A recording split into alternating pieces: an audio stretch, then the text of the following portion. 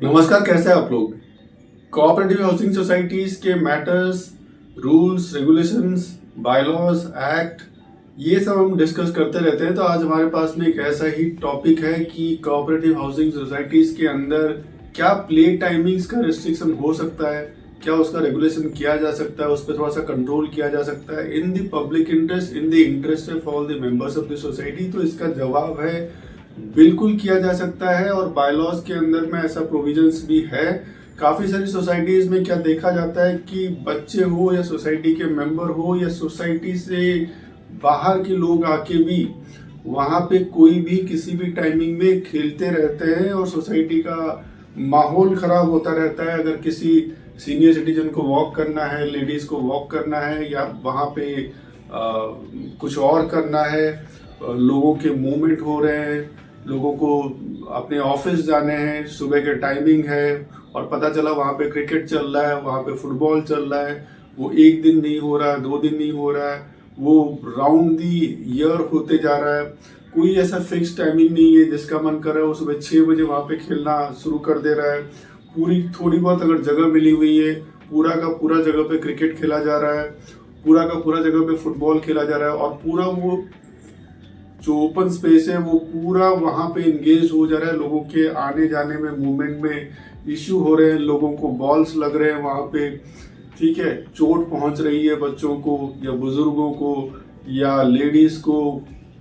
लोगों के normal movement में कोई मॉर्निंग वॉक करना चाहता है, कोई इवनिंग वॉक करना चाहता है, वहां पे उनको वो इश्यूज हो रहे हैं। या फिर दूसरे टाइप के बाहर के लोग आके खेल रहे हैं, बाहर के बच्चे आके खेल रहे हैं, वो राउडी हरकत कर रहे हैं, उनकी वजह से सोसाइटी के लोग हैम्पर हो रहे हैं, सोसाइटी के लोगों से बदतमीजी कर रहे हैं। तो ये सारी चीजों को आप रेगुलेट कर सकते हो, प्रोवाइडेड दैट कि सोसाइटी मैनेजिंग कमेटी को रेगुलेट करने के लिए इंटरेस्ट होना चाहिए, उनका मन होना चाहिए।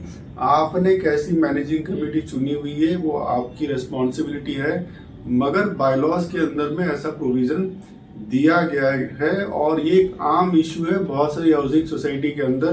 कहीं पे भी थोड़ी सी भी जगह मिल जाती है तो उसका यूटिलाइज के जगह में मिस यूटिलाइज करना चालू हो जाता है, और ओवर द टाइम उसको टेकन एज ग्रांटेड ले लिया जाता है। तो इसका रेगुलेशन किया जा सकता है अगर आपकी मैनेजिंग कमेटी चाहे तो। बायलॉज का वो छोटा सा प्रोविजन आज हम जानने की कोशिश करेंगे, उसको तोड़ तोड़ के समझने की कोशिश करेंगे, लाइन बाय लाइन और वर्ड बाय वर्ड, ठीक है। तो इसीलिए आज हमने अपना टॉपिक क्या रखा हुआ है, restriction on playing games in the cooperative housing societies. तो ये बायलॉज के अंदर में दिया गया है। तो जानते हैं the meeting of the general body of the society में, मतलब अगर सोसाइटी मैनेजिंग कमेटी चाहे इंटरनल मैनेजिंग कमेटी में वो मुद्दा एजेंडा वो लिया जाए, फिर उसके बाद ये डिसाइड किया जाए कि इस मैटर को हम लेके जाएंगे जनरल बॉडी, चाहे वो स्पेशल जनरल बॉडी मीटिंग हो या एनुअल जनरल बॉडी मीटिंग हो। तो यहाँ पे इसलिए लिखा गया है सोसाइटी में, मतलब सोसाइटी मैनेजिंग कमेटी में इस मैटर को लेके जनरल बॉडी मीटिंग में, एसजीएम में या एजीएम में जा सकती है, ठीक है। फिर उसके बाद क्या है, आफ्टर टेकिंग इनटू कंसिडरेशन, इस मैटर को ध्यान में रखते हुए, इस मैटर को कंसिडर करते हुए, इस मैटर को तवज्जो देते हुए, ठीक है। काफी सारे लोगों का या किसी स्पेसिफिक कुछ पर्सन्स का रिक्वेस्ट आ रहा है, बार बार वो रिक्वेस्ट जा रहा है, वर्बली या लिखित में आपको कंप्लेंट्स जा रहे हैं, आप फिजिकली खुद भी देख रहे हो, आपकी सोसाइटी मैनेजिंग कमेटी के मेंबर्स खुद भी उस चीज को पर्सनली उसको देख रहे हैं। आफ्टर टेकिंग इनटू कंसिडरेशन, ठीक है, इस मैटर को कंसिडर करते हुए, दी लोकेशन ऑफ द बिल्डिंग, कहीं कहीं पे अगर ओपन स्पेस है, ठीक है, हो सकता है उसकी दोनों बाजू में बिल्डिंग हो या तीनों बाजू में बिल्डिंग से घिरा हुआ हो और एक साइड ओपन खाली हो, तीनों बिल्डिंग के जितने भी लोग हैं या कम से कम एक बिल्डिंग का जो लोग हैं वो वहां से होते हुए ही क्रॉस उनको करना पड़ रहा है, और वहीं पे आपका क्रिकेट चल रहा है, वहीं पे आपकी फुटबॉल चल रहा है, वहीं पे पूरी की पूरी एरिया कवर की हुई है, ठीक है। The location of the building एक बिल्डिंग भी हो सकता है और बिल्डिंग्स ऑफ द सोसाइटी, ठीक है, काफ़ी सारे बिल्डिंग्स भी हो सकते हैं जहाँ पे उन बिल्डिंग्स के बीच में वो ओपन स्पेस है, ठीक है, जिसको रेगुलेट करने की ज़रूरत है।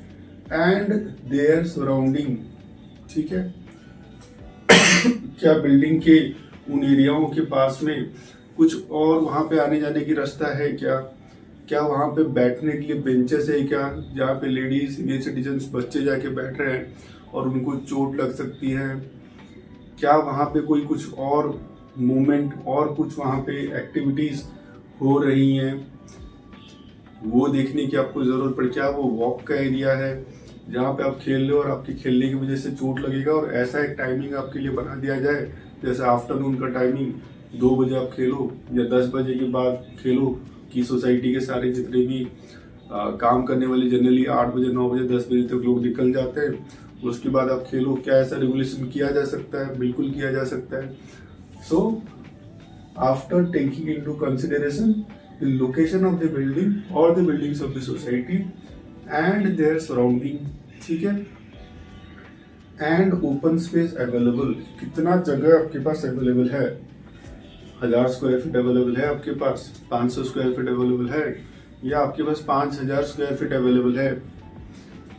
जितना स्पेस अवेलेबल है आपको पार्शियली या कंप्लीटली उतना स्पेस का अलाउ किया जा सकता है for all the members of the society, किसी स्पेसिफिक किसी मेंबर्स के लिए नहीं, या स्पेसिफिक कोई कैटेगरी के लिए नहीं कि ऐसे औरतों के लिए ही, बच्चों के लिए ही, या सोसाइटी के इन्हीं मेंबर्स के लिए, ऐसा नहीं, ठीक है। Open space available for playing games, ठीक है ना, by the members of the society, जो सोसाइटी के मेंबर्स है, एंड देयर चिल्ड्रन, आप सोसाइटी के सभासद हो और आपके बच्चे सिर्फ उन्हीं के खेलने के लिए, आपका बच्चे का दोस्त, मेंबर का दोस्त, मेंबर के आसपास में जो भी जान पहचान के लोग, बच्चों के जान पहचान के जो भी हैं, उनके यहाँ पे खेलने के लिए ये पॉलिसी नहीं है, उनके यहाँ पे खेलने के लिए प्रोविजन नहीं है। सोसाइटी का ओपन स्पेस सोसाइटी के मेंबर के लिए है और सोसाइटी के मेंबर के बच्चों के लिए ही है। ऐसा नहीं कि बाहर के लोग आके वहाँ पे खेल रहे हैं, वहाँ पे, ठीक है, प्रॉब्लम्स क्रिएट कर रहे हैं और उसको टेकन एज ग्रांटेड ले रखा है, ठीक है, वैसे नहीं है। Allow such games to be played, such games मतलब जैसे general body, meeting of the general body of the society में जो कंसिडर करे जैसे गेम्स अलाउ किया जा सकता है। ये नहीं कि पूरी जगह पे आप क्रिकेट ही खेल लो या पूरी जगह पे आप फुटबॉल ही खेल लो, लोगों को चोट लग रही है, गाड़ियों की शीशा भी टूट रही है, चलते फिरते लोग उससे अफेक्टेड हो रहे हैं, इंज्योर हो रहे हैं, या लोगों के मूवमेंट में रिस्ट्रिक्शंस आ रहे हैं, ठीक है। अलाउ सच गेम्स, बैडमिंटन खेलो आप वहाँ पे, ठीक है, या कोई और गेम जैसे अलाउ किया जा सकता है, वहाँ पे खेल सकते हो। ड्यूरिंग सच आवर्स जैसे 10 से 12, 12 से 2 या 2 से 4, आफ्टरनून में या 4 से 6, ठीक है, या 10 बजे से लेके शाम के 6 बजे तक, ठीक है, और उसके बाद फिर से लोगों का आना जाना शुरू हो जाता है। सुबह वैसे ही 10 बजे तक लोगों का आना जाना रहता है, ठीक है। ड्यूरिंग सच आवर्स, ठीक है, as may be fixed by the meeting of the general body, जैसे जनरल बॉडी या स्पेशल जनरल बॉडी मीटिंग या एनुअल जनरल बॉडी मीटिंग में जब ये एजेंडा लिया गया मैनेजिंग कमेटी के द्वारा और वहाँ के लोगों ने मेजॉरिटी से जब ये डिस्कस करने के बाद उसको अप्रूव कर दिया, as may be fixed by the meeting of the general body of the society, उसी सोसाइटी के जनरल बॉडी में जब ये मैटर डिस्कस हो गया कि कौन से टाइमिंग से कौन से टाइमिंग में खेल सकते हैं, कौन सा गेम खेला जा सकता है मेंबर्स के द्वारा और उनके बच्चों के द्वारा, and subject to such restrictions, क्या नहीं खेल सकते हो, कितनी जगह में खेल सकते हो, कौन से टाइमिंग में खेल सकते हो, ठीक है। मेंबर्स को बाहर के लोगों को लेके नहीं आना है, बच्चों को अपने दोस्तों को लेके नहीं आना है, सोसाइटी के बच्चे ही खेल रहे हैं, सोसाइटी के मेंबर्स ही खेल रहे हैं, ठीक है। And subject to such restrictions, जैसे जैसे आपके ऊपर वो रेस्ट्रिक्शंस डिसाइड करो।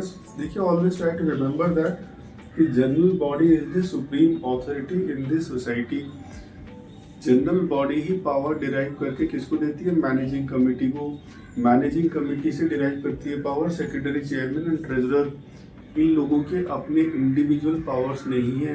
इनको एक्ट रेगुलेट करता है, बायलॉज रेगुलेट करता है, रूल्स रेगुलेट करता है, और कोई सर्कुलर पॉलिसी या नोटिफिकेशन रेगुलेट करता है।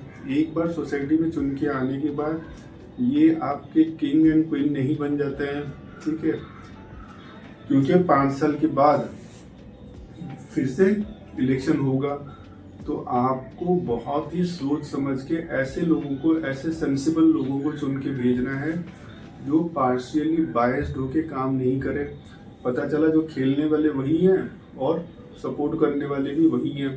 सोसाइटी मैनेजिंग कमेटी है, तब तो आपका कंप्लेन आपके घर में ही रहेगा, 2 पैसे का उसका यूज़ नहीं होगा, ठीक है? तो आपको बहुत सावधानी से ऐसे लोगों को सोसाइटी मैनेजिंग कमेटी में चुनना है या खुद आपको चुन के आना है। And subject to such restrictions, charges and penalties it may impose. अगर आप मान नहीं रहे हो, जनरल बॉडी ने डिसाइड कर दिया, उसके बाद भी जबरन जबरदस्ती आप मेंबर वहां पे खेल लो, आपके बच्चे खेल रहे हैं, तो उस पॉइंट को 1 बार 2 बार 4 बार नोट डाउन करने के बाद एविडेंस के साथ में जनरल बॉडी जैसे डिसाइड कर ले कि एक बार अगर करे तो उसके ऊपर ये चार्जेस डाला जाए, इतना पेनल्टी डाला जाए और उसके मेंटेनेंस के बिल में जोड़ दिया जाए, ठीक है? और रिकरिंगली करता जाए तो रिकरिंगली जोड़ा जाए और उसके मेंटेनेंस बिल में भेजा जाए। तो धीरे धीरे वो उसकी लाइबिलिटी भी बन जाएगी। जो मेंबर है या उसका बच्चा है, उसकी लाइबिलिटी बनेगी और सोसाइटी की, क्योंकि this is in the public interest, in the general interest of all other members of the society. 4 member या 4 बच्चों की वजह से पूरी सोसाइटी के बाकी 90% लोगों को अगर तकलीफ हो रही है, तो वहाँ पे ऐसी चीज़ों को रेगुलेट करने की ज़रूरत है। और रेगुलेट तभी हो सकता है जब मैनेजिंग कमेटी चाहे। मैनेजिंग कमेटी तभी चाहेगी जब आप अच्छा ऐसी कोई managing committee, unbiased managing committee चुन के भेज रहे हो। तो ये आज हमने जानने की कोशिश की, what are the restrictions on playing games in the cooperative housing society and how this can be regulated by the managing committee itself after taking this matter to the general body meeting, whether it is a general body meeting annually or it is a special general body meeting. The only thing you should have the will to do it.